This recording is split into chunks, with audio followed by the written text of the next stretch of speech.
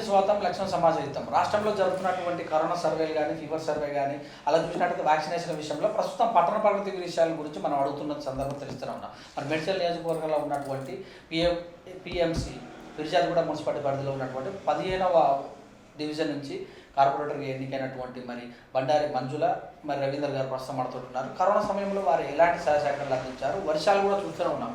పోయిన సంవత్సరం జరిగినటువంటి వరదలలో చాలా ప్రాంతాలు కూడా మునుపటికి గురైన సందర్భంలో వాటి నుంచి తేరుకొని ఎలాంటి డెవలప్మెంట్ చేశారు, మరి హరితహార కార్యక్రమాల గురించి వారి మాటలు తెలుసుకున్నాం. నమస్తే అండి. నమస్తే. నమస్తే మేడం. సో చెప్పండి రవీందర్ గారు. సో 18 నెలలు అవుతుంది. అవును. సో మొదటిసారి మీరు కౌన్సిలర్గా పోటీ చేయడం అంటే మహిళలకు రిజర్వ్ రావడం వల్ల మంజుల గారు గెలిచింది. సో ఎలా అనిపించింది ఫస్ట్ గెలిచినప్పుడు?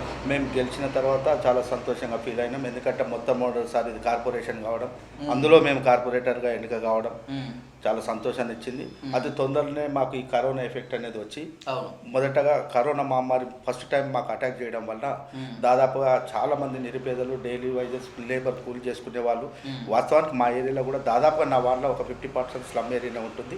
వీళ్ళందరికీ దాదాపుగా బయటికి వెళ్ళే పరిస్థితులలో వాళ్ళందరినీ వాళ్ళకు ఒక రకంగా బియ్యం కానీ పప్పులు కానీ ఉప్పులు కానీ మంచిగా వాళ్ళకు వారం 10 రోజులకు సరిపడే ఒక సామాన్లు దాదాపు నా వాళ్ళు ఒక 50-60% వరకు అందజేయడం జరిగింది. మరియు అదేవిధంగా నాకు కొందరు దాతలు కూడా ఇక్కడ ఉన్న వాళ్ళు కూడా కొందరు వాళ్ళు కూడా కొద్దిగా సాయం చేశారు నాతో పాటు. మరి వీళ్ళందరితో కలిసి కరోనా గురించి అందరి దాంట్లో అవేర్నెస్ తేవడం జరిగినది. అందరినీ మాస్కులు ధరించమని చెప్పేసి ఏదైనా కరోనా వచ్చిన వాళ్ళని వెంటనే వాళ్ళని హాస్పిటల్ పంపించడం, మా దగ్గర కూడా కరోనాకు సంబంధించిన హాస్పిటల్ కూడా ఏర్పాటు చేయడం జరిగింది. మరియు మల్లారెడ్డి హాస్పిటల్ కూడా కొందరు చేయడం జరిగింది. దాదాపు సాధ్యమైనంత వరకు మా దగ్గర ఎటువంటి ఏమి ఇబ్బందులు అయితే జరగలే, కానీ దాని నుంచి చాలా మంది క్యూర్ అయ్యారు. మొన్న రీసెంట్లీ కూడా ఆల్రెడీ మేము సెకండ్ వేలో కూడా దాదాపు మా ఎన్ఎంఏలు ఎవరైతే ఉన్నారో ఈ నర్సులు స్టాఫ్ నర్సులు వీళ్ళంతా వచ్చి కరోనా టెస్టులు మరియు ఈ ఫీవర్ సర్వేని కూడా 2-3 టైమ్స్ చేయడం జరిగింది మేము. ఆ తర్వాత కూడా సెకండ్ టైం కూడా అందరికీ అవేర్నెస్ చేసి దాదాపు కొన్ని కేసులు ఆ మధ్యలో కూడా ఇంటింటి తిరిగి కిట్లు పంచడము, వాళ్ళకి టాబ్లెట్స్ అందించడము, దాదాపుగా చాలా సహాయ సహకారాలు అందజేసినాం. ఎవరన్నా అతి సీరియస్గా ఉంటే కూడా వాళ్ళని పోయినాం, ఇంటికి పోయినాం, కరోనాను కూడా దూరం పెట్టి మేము వాళ్ళని సపరేట్ వాళ్ళని అనుకూలంగా మాట్లాడి వాళ్ళతో హాస్పిటల్లో కూడా పోయి వెళ్ళడం జరిగింది. మేము దాదాపుగా అయితే ఈ పరిస్థితులలో మాత్రం ఇప్పటికి కూడా ఈ వచ్చే తాడువేళ కానీ ఇంకేదన్నా కూడా రాకుండా కూడా మేము జాగ్రత్త పడాలని చెప్పి చిన్నపిల్లలకు మరియు మహిళలకు వాళ్ళ తల్లిదండ్రులకు కూడా అవేర్నెస్ చేయడం జరుగుతుంది.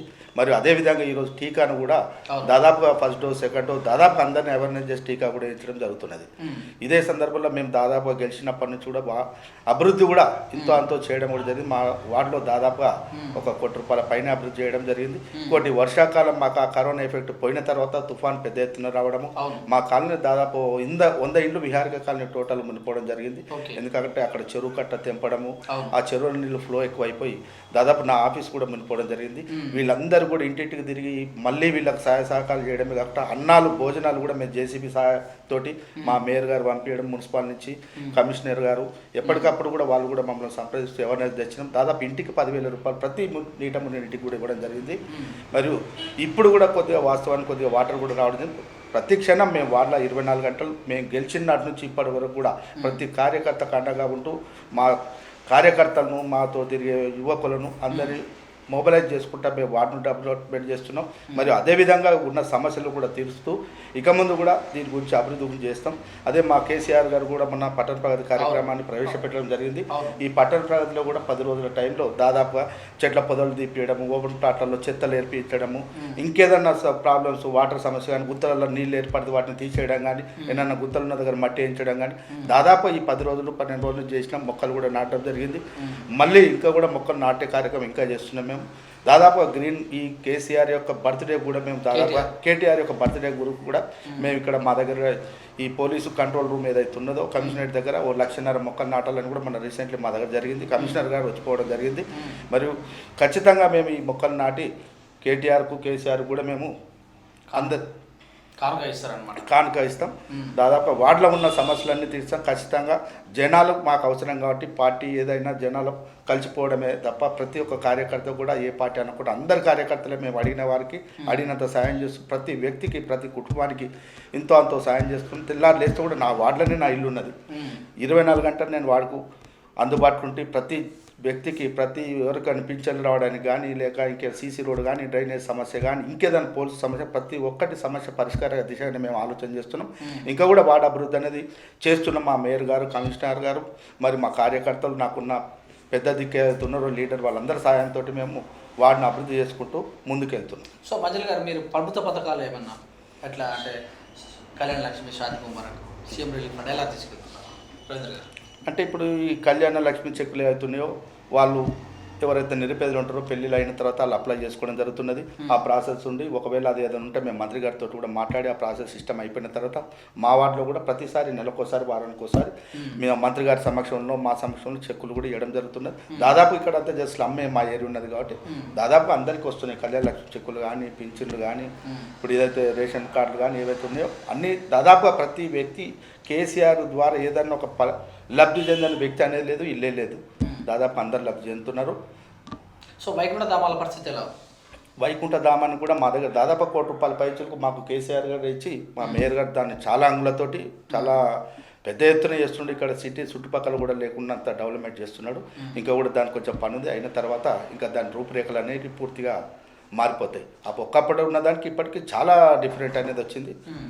కాబట్టి వైకుంఠ ధామాలను కూడా పూర్తిగా అభివృద్ధి చేస్తున్నాం మేము. సో మరి థర్డ్ వే గురించి మీ దగ్గర ప్రణాళిక ఉందా?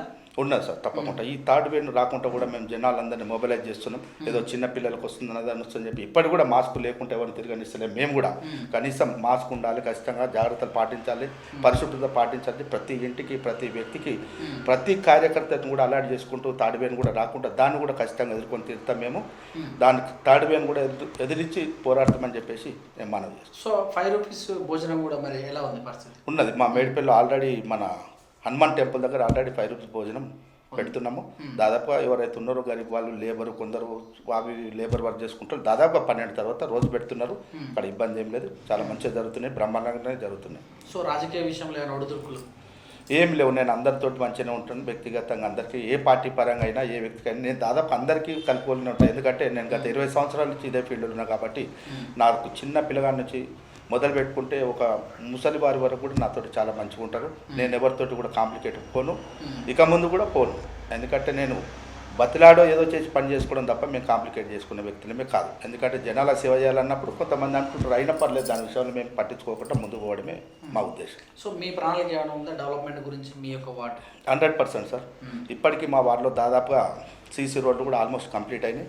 కొంత భాగానికి ఏదైతే వాటర్ సమస్య మాకు వస్తుంది, అప్పుడు గ్రామ పంచాయతీ దృష్టిలో పెట్టుకొని ఈ మా విహారిక కాలనీలో ఒకటి డ్రైనేజీ లేన్ వేయడం అయింది, 3 ఫీట్ లేన్.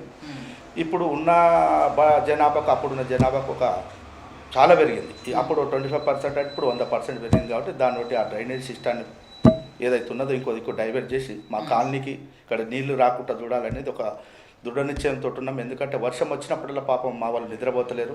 దాదాపు మొన్న వర్షం వచ్చినాడు 1-2 గంటల వరకు నేను ఫీల్డ్ మీదనే ఉన్నాను. నిన్న కూడా 12 గంటల వరకు నేను ఫీల్డ్ మీదనే ఉండి మా లేబర్ను, మా వార్డ్ ఆఫీసర్ వీళ్ళందరినీ తీసి మా మేయర్ గారికి ఫోన్ చేసినాం, కమిషనర్ గారికి ఫోన్ చేసినాం. డ్రైనేజీలన్నీ మెయిన్ వాల్స్ అని లేబట్టి అవన్నీ వాటర్ పోయే సోర్స్ సెట్ చేసి ఇప్పుడే బ్లీచింగ్ వాళ్ళు ఇచ్చినాము. నీళ్లు నిల్వ ఉన్న దగ్గర ఆయిల్ బాయిల్స్ వేయించినాము. ఇప్పుడు మన క్లోరైడ్ కూడా దల్లిచ్చినాం వాటర్ నిల్వ ఉన్న దగ్గర. ఎందుకంటే ఇది వర్షం వల్ల ఏమైనా రోగాలు వస్తాయని చెప్పేసి చాలా జాగ్రత్తగా పాటిస్తాం.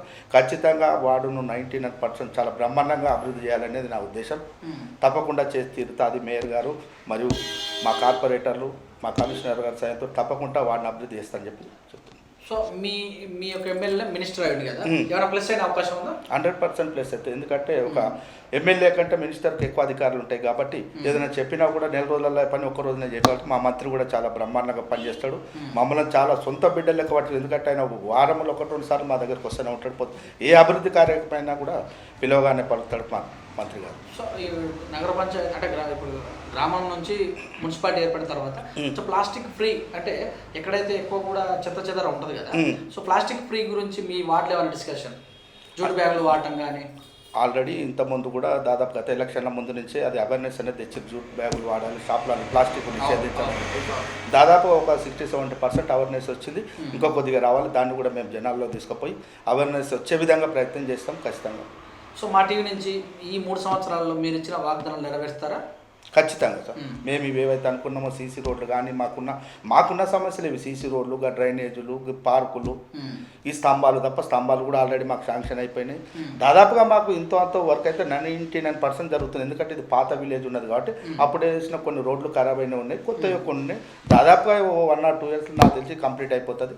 వాడు కూడా పూర్తి అయిపోతుంది. అయినా మా వాటర్ అటువంటి సమస్యలు ఏదో చిన్న సమస్యకి వాటర్ వచ్చినప్పుడే నీళ్ళు నిలవడం ఇవి తప్ప వేరే పెద్ద సమస్య అయితే ఏం లేదు. సో వర్కింగ్ ప్రెసిడెంట్ మీ కేటీఆర్ గారి బర్త్డే 24వ తారీఖున సందర్భంలో మా టీవీ తరపున విషయం చెప్తారా? తప్పకుండా కేటీఆర్ గారు ఖచ్చితంగా కేటీఆర్కి నేను జన్మదిన శుభాకాంక్షలు చెప్తున్నా. నిన్ను 100 ఏళ్ళు ఆరోగ్యాలతో ఉండాలని కోరుకుంటున్నాను.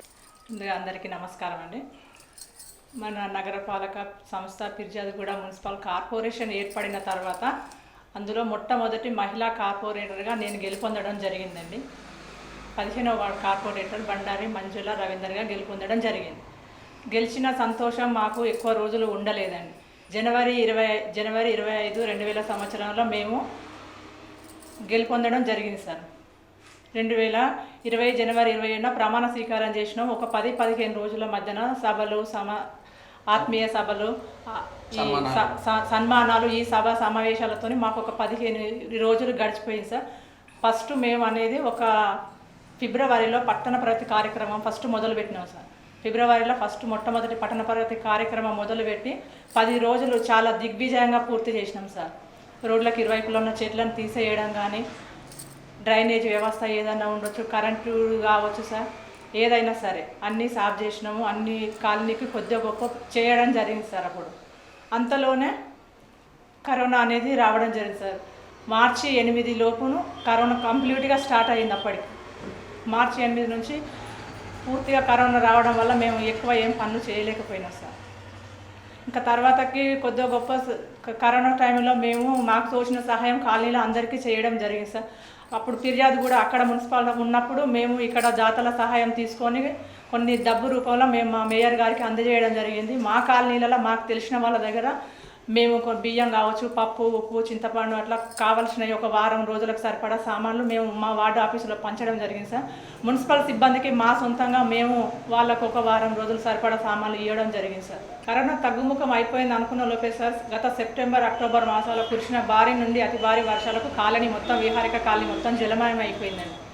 అసలు 10-15 రోజులు కాలనీలో మొత్తం నీళ్లు జమ అయిపోయాయి సార్. ఇళ్ల నుంచి బయటికి వెళ్ళలేని పరిస్థితి. అప్పుడు కూడా మా వార్డుకు సంబంధించిన మా వార్డు కమిటీ సభ్యులు కానీ, సీనియర్ సిటిజన్లు కానీ, ముఖ్యంగా యూత్ పిల్లల సహాయం తీసుకొని సార్ జేసీబీలో ఇంటింటికి తిరగడం జరిగింది. పాల ప్యాకెట్లు కానీ, వాళ్ళ పొద్దున బ్రేక్ఫాస్ట్, మధ్యాహ్నం లంచ్ కానీ అట్లాంటివి ఏర్పాటు చేయడం జరిగింది. అయినా సరే ఇప్పుడు మళ్ళీ కొద్దిగా గొప్ప కరోనా తగ్గుముఖం పట్టినాక మళ్ళీ మేము వార్డుకు అన్ని విధాల సహాయ సహకారాలతోటి ముందు పోవాలనే నడుస్తున్నాం సార్. అయినా సరే మళ్ళీ ఇప్పుడు వర్షాలు అనేటివి రావడం వల్ల మళ్ళీ కాలనీలో నీళ్ళు అనేది నిలుస్తున్నాయి. ఆ నీళ్ళు పోనీకి మేము శాశ్వత పరిష్కారం మా గౌరవ మేయర్ గారు, డిప్యూటీ మేయర్ గారు, కమిషనర్ గారి సహాయ సహకారం తీసుకొని అవసరమైతే మంత్రి దగ్గర కూడా వెళ్ళి మేము శాశ్వత పరిష్కారం తీసుకోవాలని కోరుకుంటున్నామండి. మొన్న పట్టణ ప్రగతి కార్యక్రమం 3వ విడత జరిగిందండి. హరితహార కార్యక్రమం కూడా మేము చాలా దిగ్విజయంగా పూర్తి చేసినాం. ప్రతి వార్డులో మా కాలనీలో మొక్కలు నాటడం జరిగింది. ఇంటింటికి తిరిగి 6 మొక్కలు ఇవ్వడం జరిగింది. కాలనీ మొత్తం పచ్చదనంతో మాకు ఉండాలని చెప్పేసి మేము ప్రతి ఒక్కరం తిరిగి చేసి మొక్కలు పెంచుకోవడం జరుగుతుంది సార్. అందరు పెట్టుకున్నారు. మళ్ళీ వానలో కొన్ని పోయిన వాటి ప్లేస్లో కూడా మళ్ళీ కొత్త మొక్కలు నాటి కాలనీ మొత్తం పచ్చదనంతో ఉండడానికి ట్రై చేస్తున్నాం సార్. పట్టణ ప్రగతి కార్యక్రమం కూడా చాలా దిగ్విజయవంతంగా పూర్తి చేసినాం సార్. మొక్కలు ప్రతి ఇంటికి పంచడం జరుగుతుంది. మొక్కలను పెంచి పెద్ద చేసే బాధ్యత ప్రతి ఒక్కరు దాని వార్డులో ఉన్న వారికి అందరికీ ఇంటింటికి తిరిగి చెప్పడం జరుగుతుంది. పచ్చదనాన్ని ఎక్కువ ఇంట్రెస్ట్ చూపిస్తున్నాం. వార్డు మొత్తం హరితహారంగా తయారు చేయాలనే ఆలోచనతోటి ముందుకు వెళుతున్నాము. ఇందుకు కావాల్సిన సహకారాలు మా గౌరవ మేయర్ గారు, డిప్యూటీ మేయర్ గారు అన్ని విధాలా మాకు వెనుక ఉండి ముందుకు నడిపిస్తారు. తెలియని విషయాలు ఏవైనా ఉన్నా వార్డు అభివృద్ధి గురించి ఇలా చేయాలి, అలా చేయాలని చెప్తారు. మాకు ఏదైనా సరే మాకు అన్ని విధాల పాలకవర్గం నుంచి సహాయ సహకారాలు అందుతాయి. మేము చెట్లు పెట్టి అన్ని విధాల వార్డును అభివృద్ధి చేయాలనుకుంటున్నాం. పచ్చని చెట్లు ప్రగతికి మెట్లు. ఆ చెట్లే మానవ జీవన ఆయువు పట్లు కాబట్టి ప్రతి ఒక్కరూ చెట్లను అనేది కంపల్సరీ పెంచాలనే ఉద్దేశంతో ఆ నిదానంతో ముందుకు వెళ్ళడం జరుగుతుంది. కేటీఆర్ గారు సార్ది ఇప్పుడు జూలై 24న సార్ బర్త్డే ఉంది. సార్కు హృదయపూర్వక జన్మదిన శుభాకాంక్షలు అండి. ఇలాంటి పుట్టినరోజులు కేటీఆర్ సార్ మరెన్నో జరుపుకోవాలని మనస్ఫూర్తిగా కోరుకుంటున్నానండి. మీకు కార్పొరేటర్గా గెలిపించినందుకు ఎలా అనిపిస్తుంది? మీ వారి కోఆపరేషన్ ఎలా ఉంది? అంటే సార్ ఇంతవరకు అయితే రాజకీయం అనేది తెలియదు సార్. 4 గోడల మధ్య ఇంట్లో ఇల్లు, సంసారం, భర్త, పిల్లలు ఇంతతోటే నా జీవితం అనేది ఉన్నది సార్. అక్కడ అనుకోకుండా మాకు అవకాశం అనేది రావడం జరిగింది. గత సంవత్సరం ఎంపీటీసీగా పోటీ చేసినప్పుడు అప్పుడు ఓడిపోవడం జరిగింది సార్. వద్దనుకునే ఒప్పుకున్నాం. అనుకోకుండా మళ్ళీ అవకాశం వచ్చింది. అవకాశం రావడం వల్ల నా భర్త సహకారంతో నేను ముందుకు రావడం జరిగింది సార్. నాకేం తెలియదు, వద్దు అనుకున్న కారణంలో అన్నీ తను నాకు వెనుక ఉండి ముందుకు నడిపించి మా ఆయన ఒక 10 అడుగులు ముందుకు నడిపిస్తే కాలనీ వాసులు ప్రజలు మొత్తం ఒక 1000 అడుగుల ముందుకు తీసుకుపోయి వాళ్ళ సహాయ సహకారాలతోటి విజయం అనేది నాకు వరించింది. ఈ విజయానికి చాలా సంతోషిస్తున్నాను. 15వ వార్డు ప్రజలు ఓటు వేసి గెలిపించడం వల్ల వాళ్ళకి ఎప్పటికీ రుణపడి ఉంటాను. ఓకే మేడం, థ్యాంక్ యూ అండి రవీంద్ర గారు. Thank you. సో ఇదే మరి 15వ డివిజన్ నుంచి కార్పొరేటర్గా గెలిచినటువంటి మంజుల రవీంద్ర గారు చెప్పినటువంటి విషయాలు. గత కొన్ని సంవత్సరాల నుంచి కూడా రాజకీయంలో ఉండడం వల్ల మరి కొన్ని దఫాలు మరి ప్రజలు మమ్మల్ని అంగీకరించకపోవడం, తర్వాత మరి వచ్చినటువంటి ఎలక్షన్లో మాకు కార్పొరేటర్గా మరి ఏదైతే అవకాశం ఇచ్చారో ఆ అవకాశాన్ని ఖచ్చితంగా కూడా నెరవేరుస్తామని ఇచ్చినటువంటి హామీలు నెరవేరుస్తారని మరి గౌరవనీయులైనటువంటి మంత్రి మల్లారెడ్డి గారు, అలాగే చూసినట్టయితే మేయర్, డిప్యూటీ మేయర్, తోటి కార్పొరేటర్ల సహకారంతో హరితహార కార్యక్రమం కావచ్చు, ప్రభుత్వం ఇచ్చినటువంటి పథకాలు కావచ్చు, మేము చేసినటువంటి సహాయ సహకారాలు ఎప్పుడు చేస్తూనే ఉంటాం, ఇలా ప్రజల్లో ఉంటాము. మరి డెవలప్మెంట్ విషయంలో కూడా మేము చెప్తున్న విధంగా వర్షం వచ్చి చిన్న పుతలం చేయొచ్చు, కానీ దాన్ని అనుకరించేసి రాబోయే రోజులలో డెవలప్మెంట్లో ముందుకు వెళ్తామని తెలియజేశారు. చూస్తున్న విధంగా గవర్నమెంట్ శాంతం సురేష్ దండు, విద్యార్థి కూడా.